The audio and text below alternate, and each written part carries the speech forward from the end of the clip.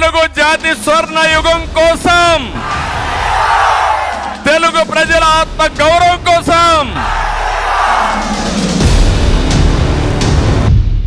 స్వచ్ఛమైన ప్రజా పాలన కోసం, తెలుగు జాతిని నెంబర్ 1 చేయడం కోసం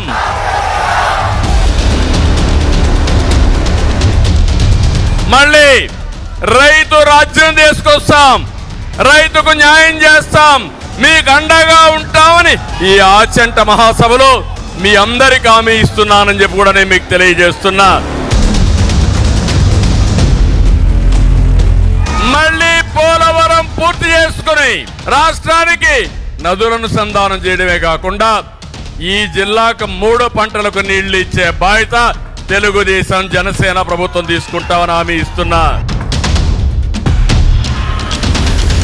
రేపు రాబోయే రోజుల్లో ఎప్పుడు ఎన్నికలు పెట్టినా తెలుగుదేశం జనసేన జైత్ర యాత్ర ఇక్కడి నుంచే ప్రారంభిస్తున్నాం.